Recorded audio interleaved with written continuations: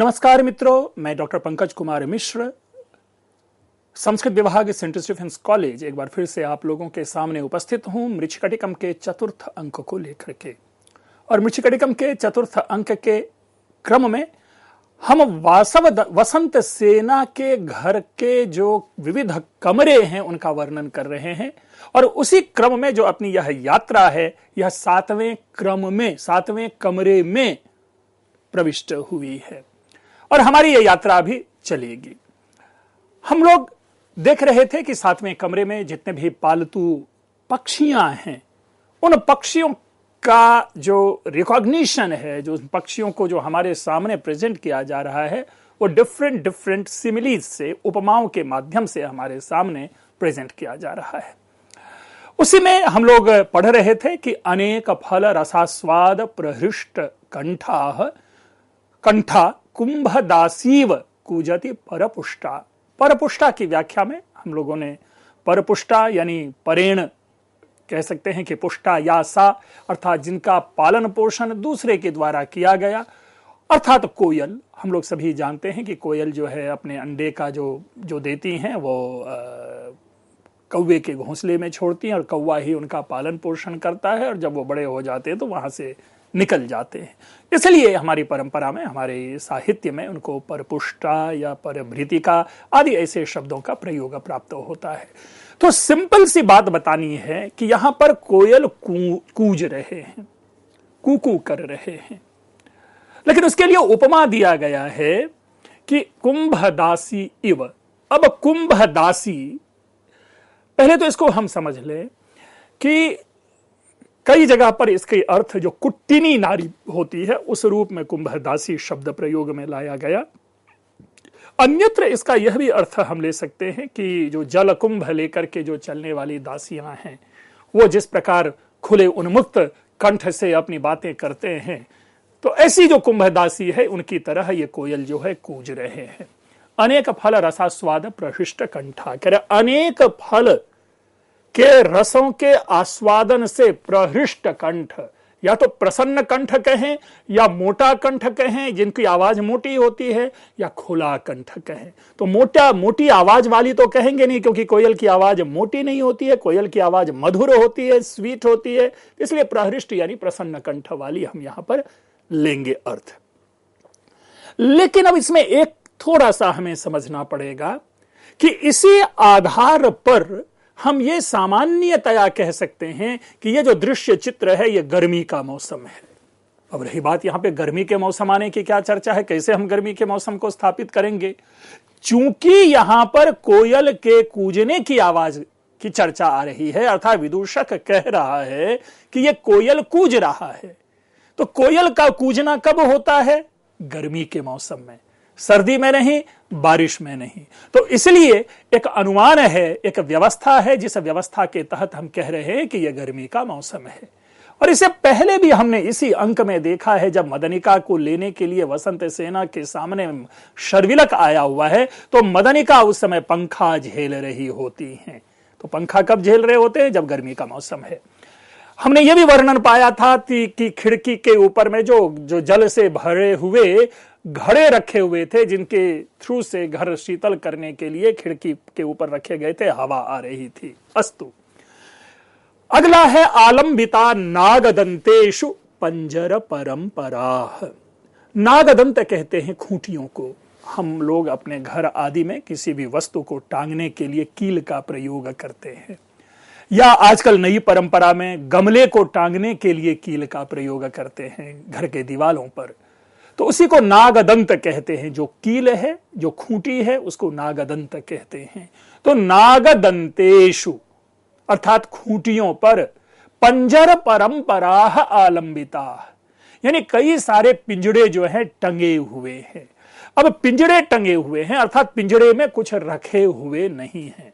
जिस प्रकार हम अपने गार्डन में बिना प्लांट के भी गमले पहले से ही एडवांस में रख लेते हैं, मानो उसी प्रकार एडवांस में कई सारे पिंजड़े यहां पर टंगे हुए हैं, जिनमें कि अन्य पक्षियों को रखा जाएगा या रखा जाता होगा, जिसमें अभी पक्षी नहीं है।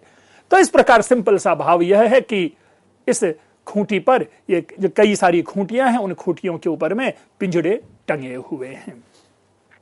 योध्यन्ते लावकाः, लावक शब्द जो है बटेर के लिए, बटेर एक चिड़िया है, तो लावकाः योध्यन्ते, बटेर आपस में युद्ध कर रहे हैं, लड़ रहे हैं। आलाप्यन्ते कपिंजलाः, जो कपिंजल अर्थात जो तीतर हैं, वो तीतर जो है परस्पर आलाप यानी उनकी आवाज सुनाई पड़ रही है अर्थात बात कर रहे हैं।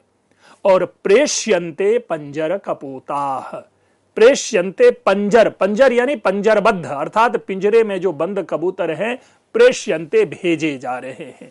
अब यहां प्रेष्यन्ते के दो अर्थ लिए जा सकते हैं। एक अर्थ तो ये कि जो पिंजरे में जो बंद कबूतर हैं उनको बाहर निकाले जा रहे हैं, छोड़े जा रहे हैं।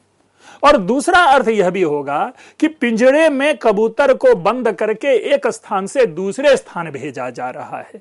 तो दोनों भाव है। अल्टीमेटली कबूतर जो है वो पिंजरे में है, जो वहां दिखाई पड़ रहे हैं, जबकि इससे पहले जो था वो पिंजरे में नहीं बल्कि सुखपूर्वक अपने दरबे में बैठा हुआ कबूतर है। तो ये दो रूप वहां पर हमने पाया था, पारावत शब्द था और यहां पर हमारे लिए कपोत शब्द है। अस्तु, अब आगे देखिए क्या है कि इतस्ततः विविध मणिचित्रितः इव अयम सहर्षम नृत्यन रवि किरण संतप्तम पक्षोत्क्षेपैः विधुवतीव प्रासादम गृहमयूरः। गृहमयूरः पालतू मोर, पीकॉक, जिसे अपने घर में पाला जाता था, तो इसीलिए उनके लिए गृहमयूर है। ठीक है, कैसा है वो गृहमयूर? तो कहता है विविध मणि चित्रित एवं, मानो विविध प्रकार की मणियां जिसमें खचित हो, चित्रित हो, ग्रथित हो, ऐसे जो पालतू मोर हैं वो सहर्षम नृत्यन, हर्षपूर्वक प्रसन्नता पूर्वक नृत्य करता हुआ, कह रहा है पक्षोत्क्षेपैः, अपने पंख के फड़फड़ाने से, विधु प्रासादम रवि किरण संतप्तम प्रासादम, रवि के किरण से संतप्त अर्थात अत्यंत गर्म, अत्यंत गर्मी वाले प्रासाद को, महल को मानो विधुवती, विधुवती अर्थात बीजयति, हवा कर रही है। अब इसको सामान्य, ये तो शब्दों के अर्थ हो गए, सामान्य आप लीजिए। अभी मैंने पहले स्पष्ट किया था कोयल के क्रम में कि गर्मी का मौसम है। अब ये अनुमान के आधार पर था, लेकिन अब यह व्यवस्था हो गई, स्पष्ट हो गई बात यह है कि गर्मी का मौसम है। क्यों? क्योंकि जो मयूर का जो वर्णन हो रहा है यहां पर, मोर का जिस प्रकार वर्णन किया जा रहा है वो क्या है कि मोर अपने पंख फड़फड़ा रहे हैं, केवल इतना सा वर्णन है। लेकिन कवि ने उनको समझाने का प्रयास किया है, एक कल्पना की है कि मानो सूर्य की किरणों से गर्म जो महल है, उस महल की गर्मी को दूर करने के लिए मानो ये जो पालतू मोर हैं अपने पंख को फड़फड़ा करके हवा कर रहे हैं। तो इसलिए यहां पे रवि किरण संतप्तम प्रासादम से गर्मी के मौसम की स्थापना हो रही है। अन्यतः अवलोक्य च, अब ये सारी चीजें देख करके अचानक दूसरी ओर विदूषक अपनी दृष्टि को ले जाता है, तो देखता है क्या कि इतः पिंडीकृता इव चंद्रपादाः पदगतिम शिक्षमाणाः माना इव कामिनी नाम पश्चात परिभ्रमंति राजहंस मिथुनानि।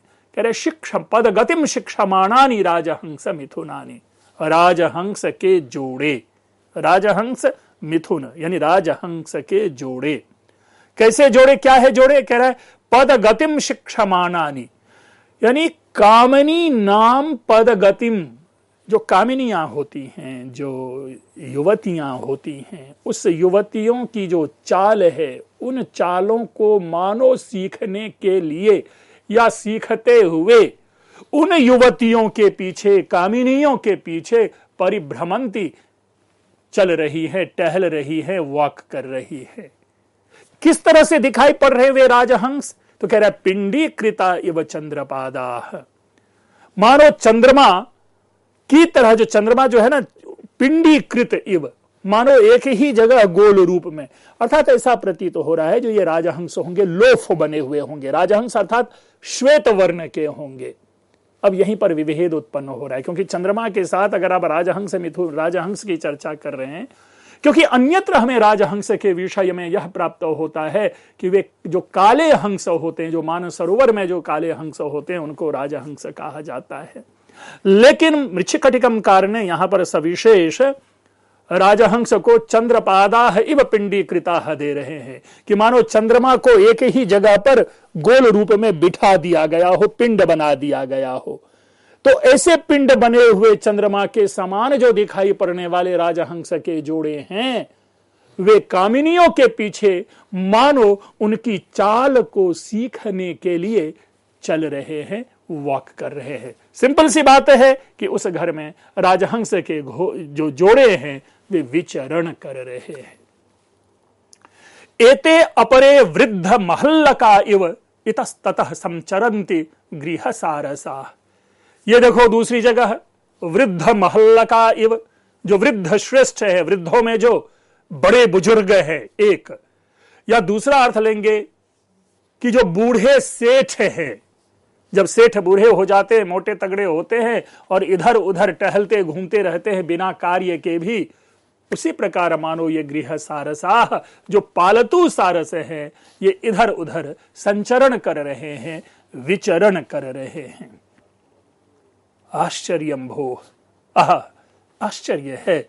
प्रसारणम कृतम गणिकया नाना पक्षी समूह, कि इस गणिका ने, ये गणिकया सविशेष जो है प्रॉपरली वसंत सेना के लिए है कि गणिकया यानी वसंत सेनया, वसंत सेना के द्वारा विविध प्रकार के पक्षी समूहों का यहां पर एक प्रकार से प्रसारण कर दिया गया है, अर्थात एग्जीबिशन लगा दिया गया है। मानो कि विविध प्रकार के जो पक्षी समूह है उनके उस घर में पूरा एक विस्तार है।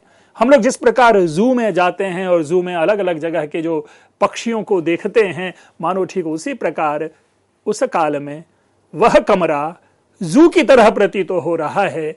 जिस तरह की हर प्रकार की जो चिड़िया हैं वे उस घर में विद्यमान है और अपने विविध प्रकार के क्रियाकलाप में लीन है। यत् सत्यम खलु नंदन वनमिव में गणिका गृहम प्रतिभाति या प्रतिभासते।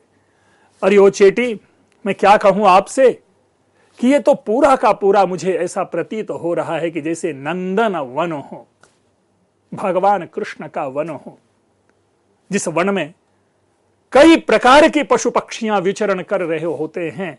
और इस रूप में जो गणिका का यह प्रासाद है, गणिका का जो घर है, वह मुझे नंदन वन की तरह प्रतीत हो रहा है। और मैं कोई झूठ बोल नहीं रहा हूं, मुझे अत्यंत सत्य बात मैं कह रहा हूं। आदेशतु भवति, ठीक है, आप हमें आदेश करें। चेटी एतु आर्यः इमं अष्टमं प्रकोष्ठम प्रविशतु आर्यः। ये 8वां कमरा है, आर्य आप प्रवेश करें। विदूषकः प्रविश्य अवलोक्य च, विदूषक प्रवेश करता है और देख करके कहता है, भवति कएष पट्ट प्रावारक प्रावृतोधिकतर मत्यद्भुत पुनरुक्तालंकारालंकृतोंग भंगैः परिस्खलन इतस्ततः परिभ्रमति। अब एक चीज देखिए कि ऐसा लग रहा है कि अब अ टाइप ऑफ, हम कह सकते हैं कि मेंबर्स रूम आ गए हैं, जिसको हम कह सकते हैं कि लिविंग रूम में आ गए हैं। 7 कमरे तक विविध प्रकार उस कमरे की गति थी, कमरे की व्यवस्था थी। लेकिन पहली बार इस कमरे में आने के बाद विदूषक के मुंह से आश्चर्यम भोह नहीं निकला। अर्थात कोई साज सज्जा से युक्त यह कोई विशाल कक्ष नहीं, बल्कि व्यक्ति विशेष से युक्त यह एक कक्ष है। और उस कक्ष में रहने वाले पर उनकी दृष्टि जाती है, जो कि उस कमरे में इधर उधर टहल रहा है। अभी तक हेलो हाय विदूषक से नहीं हुआ है, इंट्रोडक्शन नहीं हुआ है। इसलिए विदूषक पूछता है चेटी से कि भवती, हे आप, कएष, ये कौन है जो पट्ट प्रावारक प्रावृतः, अर्थात पट्ट यानी रेशमी, प्रावारक यानी चादर, प्रावृतः यानी लपेटे हुए, कि रेशमी चादर को लपेटे हुए, लपेटने वाला, अधिकतरम अत्यद्भुत यानी अधिक से अधिक, अत्यंत अद्भुत, आश्चर्यचकित करने वाला, यूनिक, जो जिसको इससे पहले हमने नहीं देखा है, पुनरुक्तालंकारालंकृतः, अर्थात दोहरे आभूषण से अलंकृत। देखिए, पुनरुक्ता अलंकारा अलंकृत, इस शब्द पे आएंगे, पहले अर्थ ले लेते हैं कि दोहरे आभूषणों से अलंकृत अंग भंगई है, अर्थात जिसको कह सकते हैं कि एक विकलांगता को प्राप्त, जिसको हम कहते हैं कि कमर के लचक वाला, चलने में लड़खड़ा करके चलने वाला, परिस्खलन अर्थात लड़खड़ा करके चलने वाला, यह कौन है जो इतस्ततः परिभ्रमति, इधर उधर घूम रहा है। सिंपल सी बात है, विदूषक की दृष्टि एक व्यक्ति के ऊपर में जाती है, जो व्यक्ति रेशमी चादर ओढ़े हुए है, जो आभूषणों से लदा हुआ है, लेकिन कहीं ना कहीं उनमें एक प्रकार की विकलांगता है, इसीलिए जो उनका जो अंग है कोई टेढ़ा अंग है, और अंग के टेढ़े होने के कारण वह लड़खड़ाता हुआ चल रहा है, उस व्यक्ति पर विदूषक की दृष्टि जाती है। चेटी कहती है आर्य एष आर्यायाः भ्राता भवति, यह जो है ना आर्या अर्थात आर्या वसंत सेना की भ्राता है ना, वसंत सेना का यह भाई है। विदूषक कहता है कि कियत् तपश्चरणम कृत्वा वसंत सेनायाः भ्राता भवति। अरे भाई, इसने कितनी तपस्या की होगी कि यह वसंत सेना का भाई बना है। मतलब देखो, इसका भाग्य देखो कि ये तो अंग भंग है, इधर उधर टहल घूम रहा है, बेरोजगार है, कोई काम नहीं है, लेकिन वसंत सेना के इस विशाल घर में रह रहा है। इस भाई ने बड़ी अच्छी पूजा पाठ की होगी अपने पिछले जन्म में कि आज ये वसंत सेना का भाई बन करके यहां पर है। या मां तावत, चलो ऐसी बात कोई बात नहीं है, हम इसको इसी ढंग से समझें कि मां तावत यद्यप्येषः यद्यपि यह उज्ज्वल यानी गौरवर्ण का है, स्निग्ध, वैसे स्निग्ध का एक अर्थ होता है स्नेही स्वभाव वाला, लेकिन यहां पर जिस प्रकार का वर्णन है उस प्रसंग में स्निग्ध का अर्थ होगा तेल चपोड़ा हुआ, यानी पूरे बॉडी में तेल लगाया हुआ, तेल से चिकना, सुगंधश्च, सुगंध से युक्त, कुछ सुगंध लगाया होगा। यद्यपि इन सारे चीजों से युक्त है, ये गौरवर्ण वाला है, चिकना है, सुगंधी लगाए हुए है, तथापि फिर भी स्मशान वीथ्याम जात इव चंपक वृक्षो नभिरामनीयो लोकस्य। अब क्या मतलब हुआ? अनभिगमनीयो लोकस्य, कह रहे कि जिस प्रकार स्मशान की गलियों में, अब स्मशान की गली, अब विशेष व्याख्या क्या करे, जो छोटी छोटी लेन होती है, लेन के दोनों तरफ जिस प्रकार चंपक वृक्ष, चंपा का वृक्ष, अब चंपा विशिष्ट फूलों में से एक जो पुष्प है वो चंपक होता है, तो स्मशान की गलियों में उगे हुए चंपक का वृक्ष जिस प्रकार लोकस्य अनभिगमनीय, अर्थात लोगों के द्वारा प्राप्त किए जाने योग्य नहीं होता है, लोगों के द्वारा प्रशंसनीय नहीं होता है, लोगों के लिए आदर का विषय नहीं होता है, उसी प्रकार ये वसंत सेना का भाई मेरे लिए जो है ना आदर का विषय नहीं है। अब इसका यह मतलब हुआ कि स्मशान में कितने भी बढ़िया पुष्प क्यों ना हो जाए, वह लोगों के आकर्षण का केंद्र नहीं होता, वो अपवित्र ही माना जाता है। उसी प्रकार ये कितने भी बड़ी धन संपत्ति का ये व्यक्ति, ये वसंत सेना का भाई क्यों ना हो, मेरे लिए यह अपवित्र है, मेरे लिए यह विषय नहीं है। चलो भाई ठीक है। अन्यतः अवलोक्य, दूसरी ओर देखकर, भवती ऐशा पुनः का, इसी समय वो 8वें कमरे में कोई और दिखाई पड़ गई, कोई स्त्री है, तो इसलिए पूछ बैठता है ऐशा पुनः का। अब ये कौन है? जो पुष्प प्रावारक प्रावृता उपानद युगल निक्षिप्त तैल चिक्कनाभ्याम पादाभ्याम उच्चासने उपविष्टा तिष्ठति। अब दो चीजों को देखिए, पुष्प प्रावारक प्रावृता अर्थात पुष्प के चादर को ओढ़ी हुई, लपेटी हुई, उपानद युगल निक्षिप्त, अपने पैरों के दोनों जूतों को फेंक करके, तैल चिक्कणाभ्याम, तैल से चुपोड़े हुए चिकना किए गए पादाभ्याम, यानी तेल से तेल को चुपेड़े हुए पैरों से अपने जूते को निकालने वाली यह कौन है जो उच्चासने उपविष्टा तिष्ठति, कि इतने बड़े उच्चासन पे बैठी हुई है। कोई एक स्त्री है जिस स्त्री के पैरों में जूतियां नहीं, तेल चुपोड़े हुए हैं, और जिसने एक फूल का चादर ओढ़ रखा है, वो वहां किसी एक उच्चासन पर बैठी हुई है। चेटी कहती है, आर्य ऐशा खलु अस्माकम आर्यायाः माता, कि हे विदूषक, हे आर्य, मैं क्या बताऊं, यही तो है, ये है अस्माकम आर्याया, यानी हमारी जो आर्या वसंत सेना है उनकी ये माता है। विदूषक कहता, हो अस्याह कपर्दक डाकिन्या उदर विस्तार।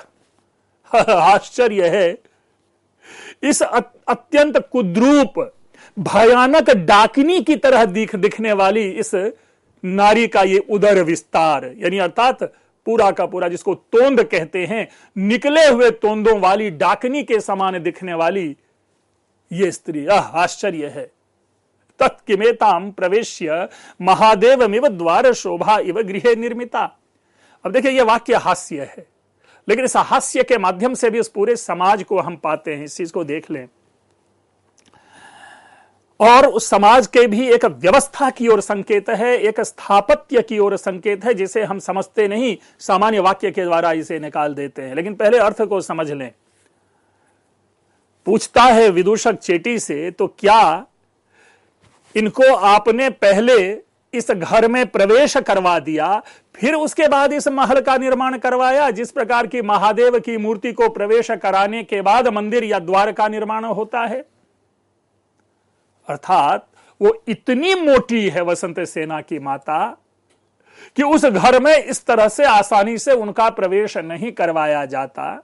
तो अब आइए, जो मैं सूचना शेयर करना चाहता हूं, जितने भी आप देखेंगे मंदिर, सामान्यतया क्या है कि उन मंदिरों का जो प्रवेश द्वार होता है ना, बड़ा ही छोटा होता है।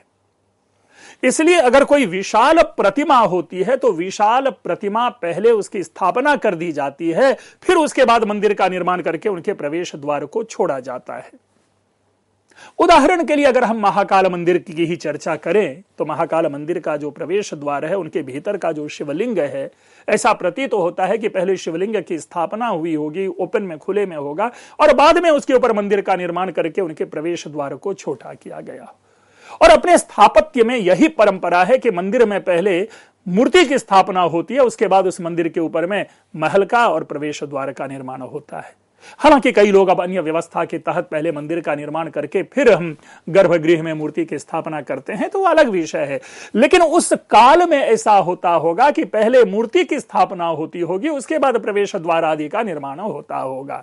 तो उसी को यहां पर लिख रखा जा रहा है कि जिस प्रकार पहले महादेव को प्रवेश करवा करके उनके द्वार की शोभा बनाई जाती है, क्या उसी प्रकार पहले इस माता जी को आपने इस घर में प्रवेश करवाया, फिर उसके बाद इस घर के प्रवेश द्वार का निर्माण तो नहीं किया? मजाक है। मजाक उनके उस पृथुलता पर है, उनकी मोटापा पर है। इससे ऐसा प्रतीत तो होता है कि जो वसंत सेना है, उनकी माता बहुत ही अधिक मोटी है। दो शब्द प्रयोग किया गया है इसके लिए। एक तो उदर विस्तार है। उदर विस्तार का मतलब है जिसको कि आज की भाषा में हम तोंद कहते हैं, ओबीज, जिसको मतलब एक शरीर का मोटा हो जाना आदि जो होता है।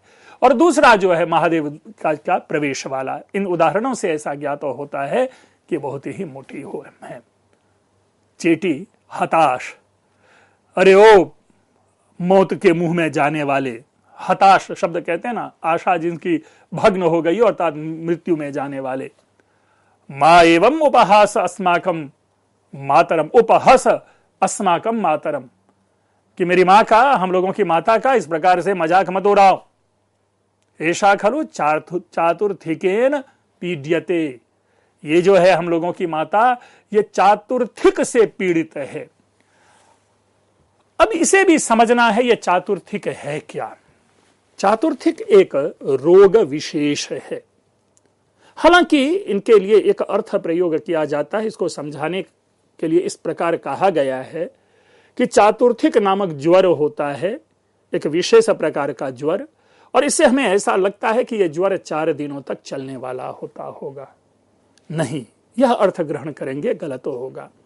मुझे ऐसा प्रतीत होता है कि चातुर्थिकेन, जिसे आजकल हम ओबेसिटी कहते हैं, ओबीज कहते हैं, ये इस प्रकार का कोई रोग है जिससे कि शरीर जो है फूल जाता है, बहुत ही मोटा हो जाता है। अर्थात उस काल में भी समाज में लोग मोटे होते थे, और जिसको कि हम यहां पर पाते हैं उनके ऊपर में लोग हास परिहास करते होंगे। इसलिए यहां पर भी विदूषक ने उसी लहजे में वासवदत्ता की माता का उपहास किया है। हमारे लिए सूचना कि उस काल में एक विशिष्ट प्रकार का रोग है जिस रोग के कारण व्यक्ति जो है काफी मोटा हो जाता है। विदूषकः सपरिहासम, विदूषक फिर मजाक करता है कि भगवान चातुर्थिक एतेन उपकारेण ममापि ब्राह्मणम अवलोकय। हे भगवान चातुर्थिक, अर्थात हे वो रोग वाले भगवान, भाई ऐसा उपकार मेरे ऊपर भी क्यों नहीं कर रहे हो, मुझ ब्राह्मण के ऊपर में भी ऐसा ही उपकार कर दो, अर्थात मैं भी इसी तरह मोटा तगड़ा इसके घर में बैठा रहूं और मौज मस्ती से अपनी जिंदगी को बिताता रहूं। चीटी कहती है, हताश मरिष्यसी, अरे ओ हतभाग्य, अरे ओ मरोगे।